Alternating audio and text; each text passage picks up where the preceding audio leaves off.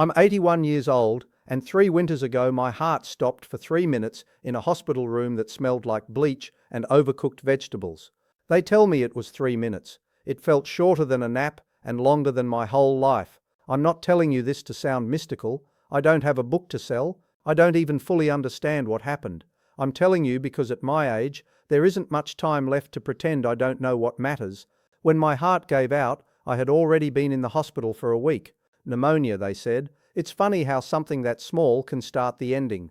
I remember the weight of the blankets. I remember the clock ticking louder than it should have. I remember thinking I'd get through it. I always had. I've been the kind of man who gets through things. That was my identity. I worked 42 years as a mechanical engineer.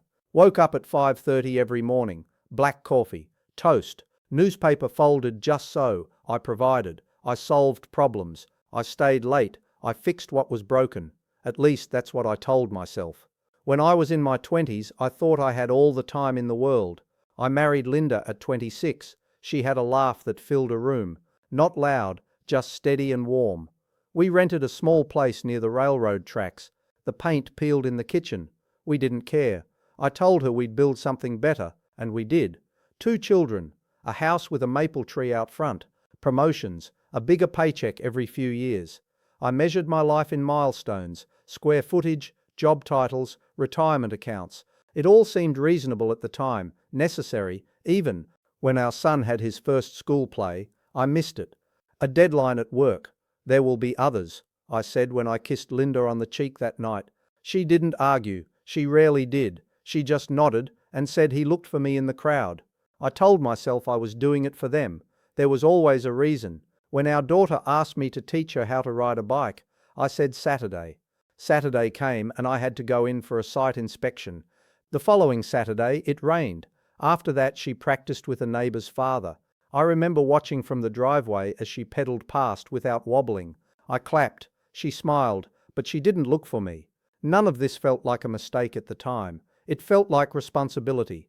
It felt like adulthood. You do what needs to be done. You secure the future.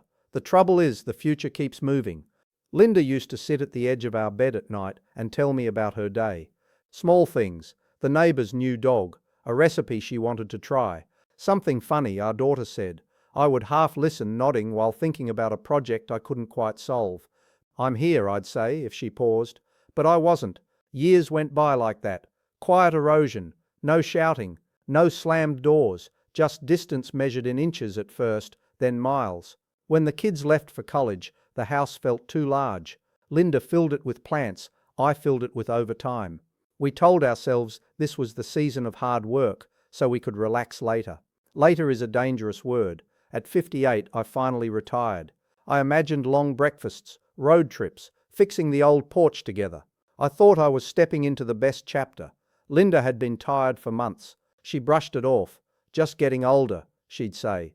The diagnosis came quickly after that. Ovarian cancer. Advanced. I remember sitting in the car in the hospital parking lot, staring at my hands.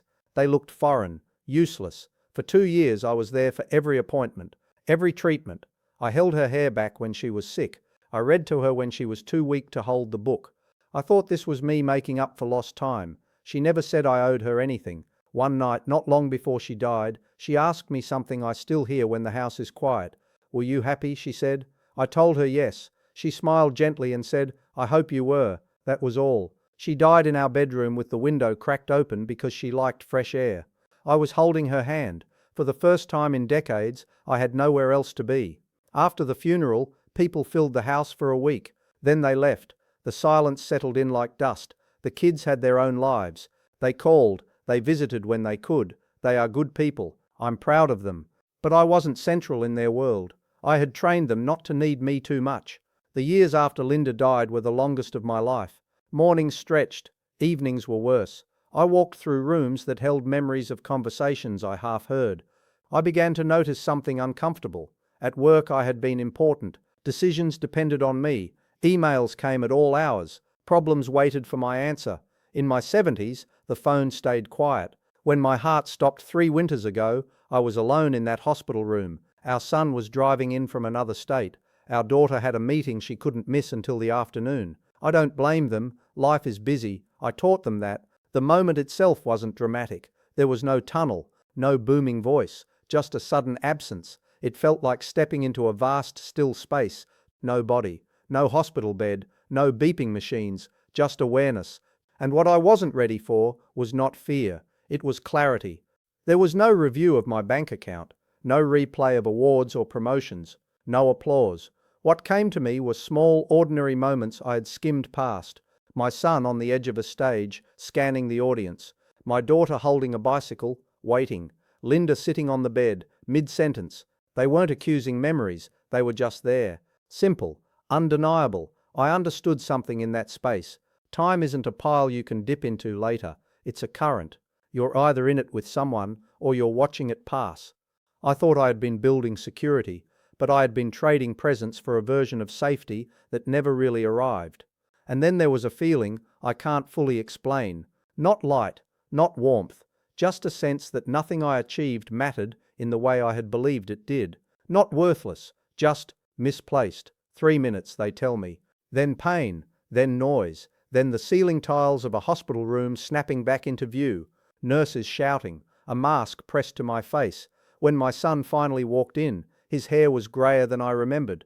His eyes were red. He held my hand and said, "Dad, don't scare me like that." I wanted to tell him everything I had just seen, but the words felt too big for my throat. What can't be fixed is not the missed play or the bike lesson. It's the pattern, the habit of postponing connection as if it were an errand you can run tomorrow. Linda is gone. I can't sit beside her and listen properly now. I can't answer her question differently. There is no overtime shift I can work to earn that back. I have tried to make peace with that. Some days I manage, some days I sit at the kitchen table and let the regret wash through me like an old ache in the bones. I don't think I was a bad man. I loved my family. I still do. But love, I've learned, is not measured by intention. It's measured by attention. After I came home from the hospital, I started doing something small. I call my children without waiting for a reason, not to check a box, just to ask how they are and to listen. When my granddaughter shows me a drawing over video chat, I look carefully. I ask about the colors. I tell her I see the effort. It doesn't erase the past, but it changes the texture of the present. I don't know what happens after we die. I only know that in those 3 minutes, stripped of everything, what remained were people, not achievements. If you're younger than me, you probably think you have decades to sort these things out. I thought that too. I thought I would slow down eventually, that I would show up more once the next project was done.